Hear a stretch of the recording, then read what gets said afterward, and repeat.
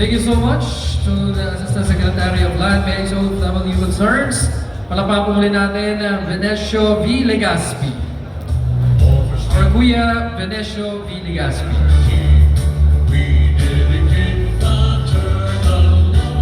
And calling the attention of the owners of the vehicles with the plate numbers NFC 4248, CBK 4647, NG350A, and NEW 2862. Or may emergency po kasi nakaharang po yung mga sasakyan ninyo doon sa dadaanan po nung aalis sa sasakyan. Once again, the owners of the vehicles with plate numbers NFC 4248, CBK 4647, NG350A, and NEW 2862.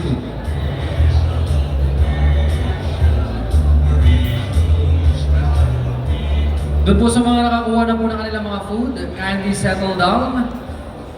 Tuloy-tuloy po tayo sa ating programa. So, allow me to introduce our next speaker. So, our next speaker is from the private sector to public service.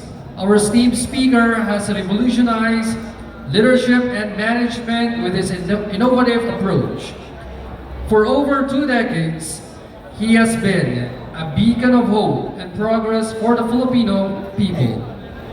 With a commendable record as the 3-term mayor and 2-term congressman of Valenzuela City, he took on the mantle of a senator in 2016, embracing a greater responsibility for the nation. As esteemed chairman of the Senate Committee on Ways and Means, he is a tirelessly advocate for an equitable economy, championing legislation such as the Ease of Paying Taxes Act to support our taxpayers and bolster the backbone of our economy, the micro, small and medium enterprises.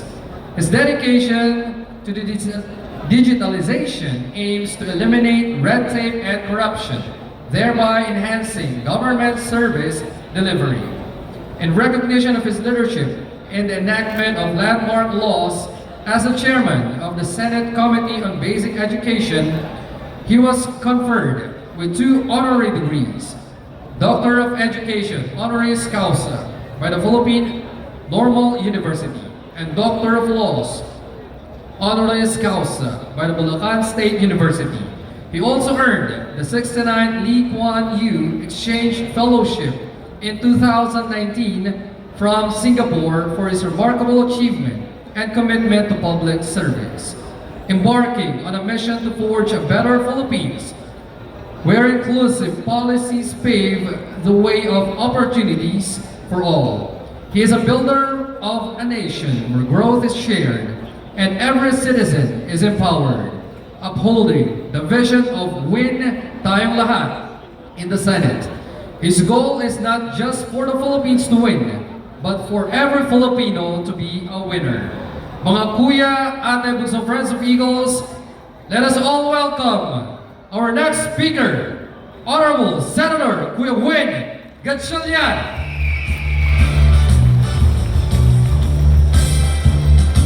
Maraming salamat. Magandang magpapakilala. Maraming salamat po. Yan niyo pong batiin ko po ang ating mga opisyales. Unahin ko po ang ating re-elected National President, Eagle Ronald de los Santos. Binabati ko rin po ang ating Executive National Vice President, Eagle Agaton Javier. Ang ating Vice President for Luzon, Eagle Romeo Bautista.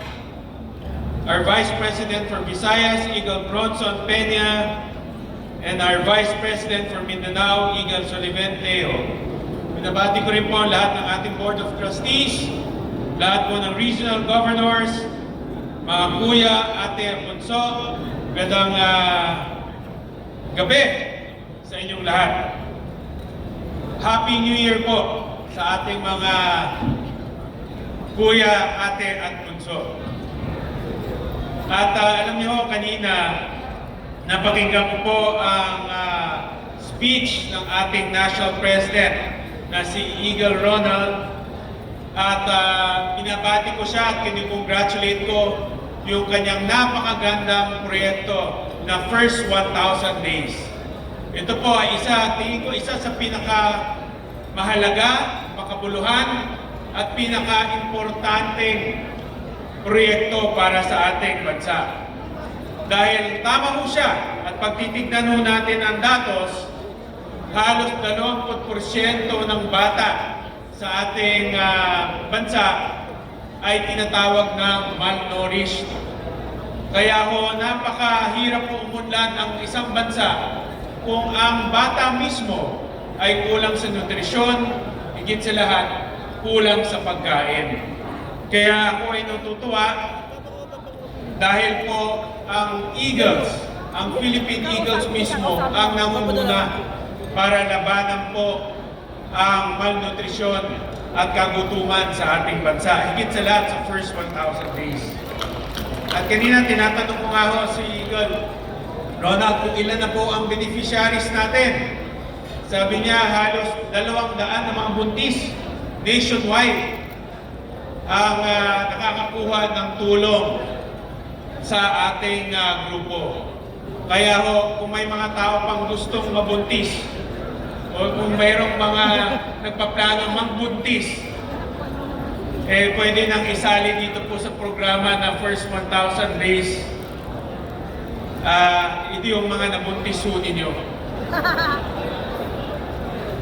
Ako rin, kung may nabuntis ako, President Ronald, isasali ko dito sa programa ho natin. Una sa lahat, hayaan niyo yung batiin ko kayo, mga kuya, ate bunso, at friends of Eagles ng isang masayang bagong taon. Alam kong marami sa atin ang nagpaplano ng New Year, New Me, pero aminin niyo, ang unang challenge natin ngayong taon ay kung paano ba natin ma-burn ang mga fats na nakain natin itong Noche Buena at Media Noche. Ika nga nila, ito na ang panahon ng Balik ang Lindog program, kung saan ang unang hakbang ay mag-workout at iwasan ang mga natirang fruit salad at lechon sa refrigerator. Kung ngayong New Year, may Balik ang Lindog program dito sa atin, meron man tayong Balik Paglilingkod program. Ngayong araw, masasaksihan natin ang panunumpa ng ating National President, Kuya Ronald de los Santos, at ang ating national officers na hindi lang nagsisilbing mga leader, kundi inspirasyon ng ating samahan. Kuya Ronald, napakalaki ng inyong naging kontribusyon sa ating kapatiran. At alam kong hindi lang ako ang nagpapasalamat sa iyong pamumuno, kundi ang milyong-milyong agila sa iba't ibang bahagi ng mundo. Kuya Ronald, hindi ko rin makakalimutan, magkasama tayo itong nakaraang event. Pareho pa tayong naging honorary member ng NBI Academy Batch Pinagpala. Kung sa Eagles, agila tayo, sa NBI naman, may bagong misyon tayong tinatahak. Pero pareho ang layunin, ang maglingkod at magsilbing halimbawa sa ating mga kababayan. Truly, it's a blessing to be with you in these milestones, Kuya Ronald. Hindi lang kay Kuya Ronald, kundi sa lahat ng mga kuya at ate. Alam nating lahat na ang pagiging agila ay hindi lamang isang karangalan. Ito rin ay isang responsibilidad. At sa laki at lawak ng ating kapatiran, hindi maiwasang harapin ang ilang hamon. Isa na rito ang pangunguna sa isang napakalaking samahan. Ang Fraternal Order of Eagles ay may mga rehiyon at club mula sa Visayas, Luzon, Visayas, Mindanao at maging sa ibang bansa. At alam natin, bawat region at club ay may natatanging pamamaraan sa pamamalakad. At siyempre, iba't iba rin ang personalidad. Kumbaga, sa pagnenegosyo, may kanya-kanya tayong SWOT analysis sa ating mga club. Strengths, weakness, opportunities, at threats. Madalas ang hamon ay kung paano pagtugmain ang lahat ng ito upang manatili tayong nagkakaisa dahil nga sa malaking bilang ng ating mga membro. Pero mga kuya, ate, at sa kabila ng lahat ng ito, bakit tayo nagpapatuloy? Dahil alam natin, ang bawat hamon ay bahagi ng ating misyon. Ang bawat pagsubok ay nagpapatunay ng ating tapang at malasakit sa ating mga kababayan. At tignan ninyo ang mga bunga ng ating sakripisyo nitong 2024. Una, ang Eagle's First 100 Days of a Child na nakaangkla sa Republic Act No. 11148 o ang Kalusugan at Nutrisyon ng Magnanay Act ay nagbibigay ng komprehensibong suporta para sa kalusugan at nutrisyon ng mga magulang at mga bata. Sa kritikal na yugtong ito, tinitiyak natin na magbibigay sa kanila ang tamang nutrisyon, pangangalaga at suporta. Alam natin na ang unang 1,000 araw ng isang bata ang nagtatakda ng kanyang kalusugan, paglaki, at pagtagumpay sa hinaharap. Number 2, pangalawa, ang Deo et Patria Credit Cooperative na malaking bagay sa pag-unlad ng ating mga kapwa Agila. Ikatatlo, ang modernisasyon ng ating Triple D, Emergency Disaster Responders, na laging handa rumisponde sa oras ng pangangailangan. At ika-apat, ang walang sawang medical missions, feeding programs, at relief operations na makapulan para sa mga kababayan nating nangangailangan ng tulong. Mga kuya, ate at bunso, ang lahat ng ito ay hindi lamang tagumpay ni Kuya Ronald, kundi tagumpay nating lahat. Ang bawat bigas na ating isinisilid sa relief bag, ang bawat ngiti ng batang ating pinapasaya, ang bawat pawis na tumutulong habang tayo nagkakawang gawa. Lahat ng ito ay patunay na ang Fraternal Order of Eagles ay tunay na nagsisilbing inspirasyon sa ating kapwa. Sa araw na ito, ng inyong panunumpa, ipinaalala nito sa atin na ang pagiging isang agila ay hindi madali. Ngunit ito rin ang dahilan kung bakit tayo'y natatangi. Hindi tayo natitina ng mga pagsubok sapagkat tayo ay nagkakaisa, nagtutulungan at may pananalig sa Diyos at sa ating misyon. Sa pagkakataong ito, nais kong magbigay ng hamon hindi lamang kay Kuya Ronald, kundi sa ating lahat, mga opisyal at membro ng Fraternal Order of Eagles. Tayo ay patuloy na pinapalakas at pinapalago ng ating mga layunin at proyekto. Ngunit hindi ito magiging matagumpay kung hindi tayo magtutulungan. Kaya sa ilalim ng pamumuno ni Kuya Ronald at ang iba pang mga opisyal, magsama-sama tayo upang itaguyod ang ating mga misyon. Palakasin natin ang ating serbisyo sa komunidad at lalo na sa mga proyektong may malaking epekto gaya ng Eagle's First 1,000 Days of a Child, Community Development Programs, at ang ating mga relief operations. Sa ilalim ng inyong pamumuno, alam namin marami pang maabot ng ating samahan.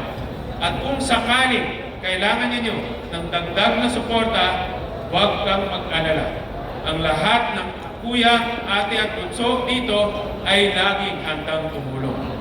Asahan nyo rin na patuloy ninyong akong makakatuwang sa paglaganap ng ating mga layunin para sa ating samahan, para sa ating bansa, at para sa ating mga kababayan. Sama-sama nating ipagpatuloy ang ating nasimulan. Sama-sama tayong lilipad na mataas tulad ng agila. Congratulations sa lahat ng mga agila, mga agilang nanumpa sa araw na ito. Mabuhay ang Fraternal Order of Eagles. Mabuhay ang agila. Maraming salamat po sa inyong lahat.